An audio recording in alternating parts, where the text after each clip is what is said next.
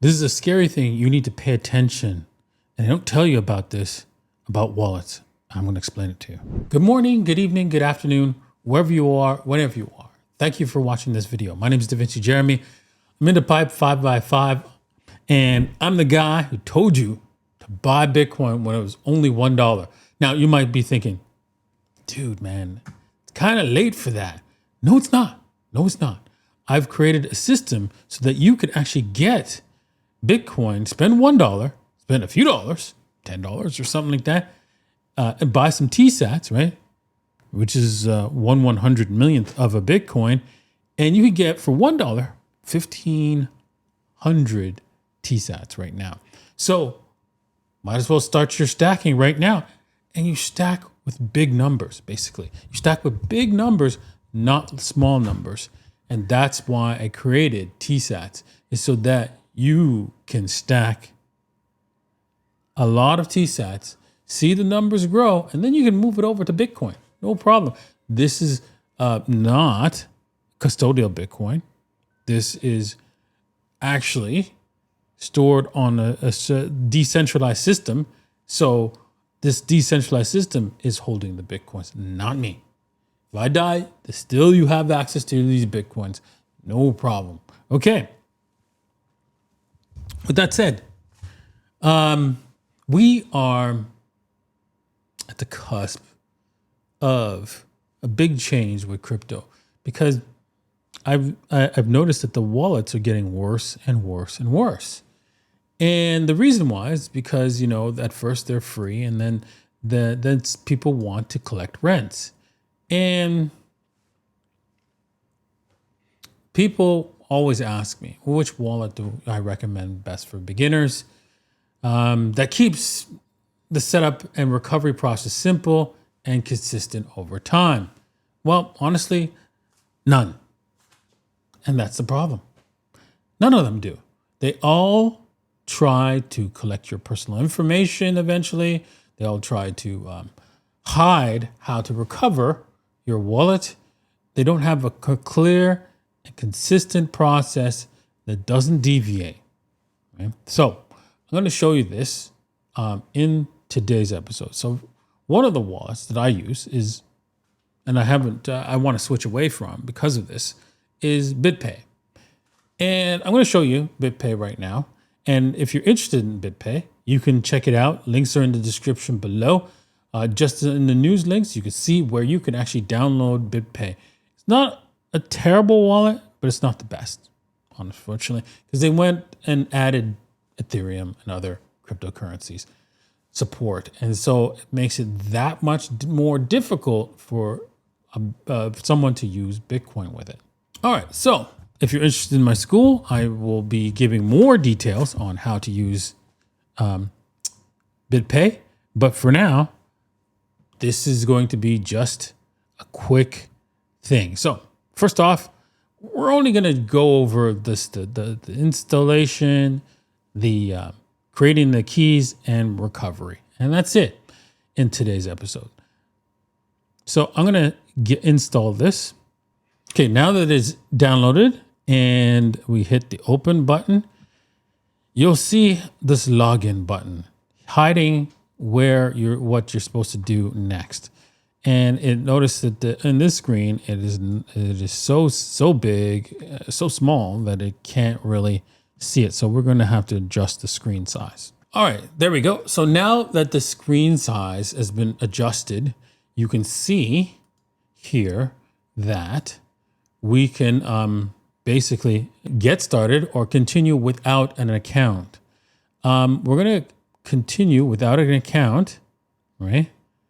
And it's going to ask us for notifications. I don't think you want that, but if you do, that's fine too. I'm going to go maybe later on the PIN and biometrics. You can, of course, set that up if you wish. I'm going to go create a key. So notice all of this, right? I didn't go through their customary way, right? I had to go to a bottom button that was far away and hidden away to get you to give up your personal information and feel like they're protecting you when they're not. And that's not a good idea. So we're going to create a key. Okay, so the key is created. So we're going to back up our recovery phrase. This is very important. And I'm going to switch screens for now. Okay, so you can see there's 12 words redacted here, right? Confidential. Do not share these 12 words with anyone. And make sure, right, that you store them in a place where you're not going to get them stolen from you. Because once someone takes these 12 words, they have all the money, period. So that's the key thing you need to remember when you are using crypto here, is those 12 words, 12 seed words that you need to create, confidential words, is the money. Once again, those 12 words is the money. So do not let anyone have access to those 12 words. Okay. I'm going to click verify, and then it asks you to re-enter those words. And I'm going to re-enter my words here, some of the words at least. And so I'm not going to say them out loud. And yes, and number 6 is a little tiny writing here. There we go.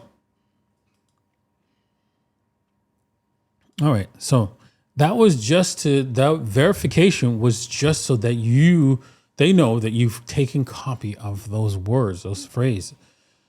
Without those 12 words, the money's gone forever. So keep that in mind. And so do not be one of those people crying in the future because they lost those 12 words. And so I'm just going to hit agree. And one of the things you need to do here is, I believe you need to add Bitcoin. Once you get to this point, it's a lot more confusing now. You don't know what the heck you're doing. What? Send, receive. Okay, so I send, right? And see, it says no funds. Poorly designed. This is not the right way to do things. But hey, they didn't really think out the layout. So this is a reason why I'm trying to move away from BitPay, and amongst other cryptocurrency wallets such as MetaMask does the same thing as well. This constant change that is so radical that you can't even use the product anymore or tell anybody how to use the product is the core problem. So I have to ask people. Oops. I have to ask people one question. Are you noticing this? Have you ever stopped using a wallet because the app changed too much and became harder to teach or even recover? I'm sure you have. And if you have, talk about it in the description below, because it is something that's really been a disaster.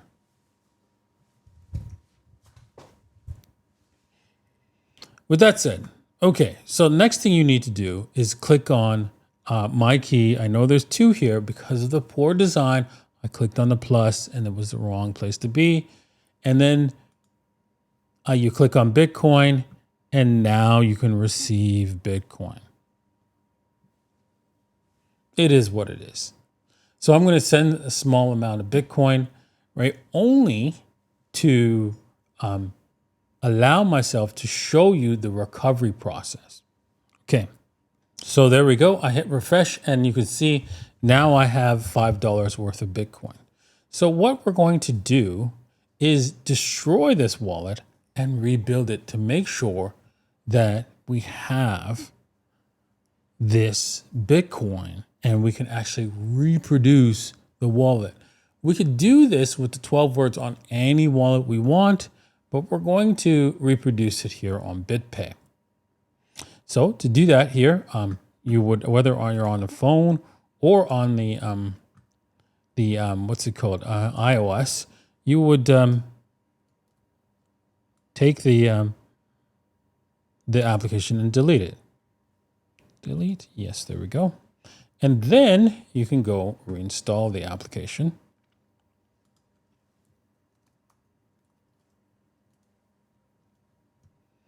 So I'm going to hit the cloud button and then it will reinstall. I'm going to open and I'm going to click again. You have to click continue without an account so that you could actually enter the 12 words. Now, no, oops, I hit allow.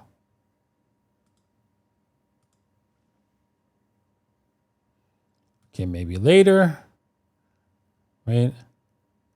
I already have a key and I have to type in all 12 of my words.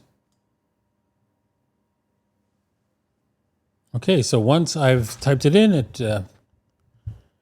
it goes and tries to, as long as I typed it in correctly, it will find my wallet. Let's see if that does that.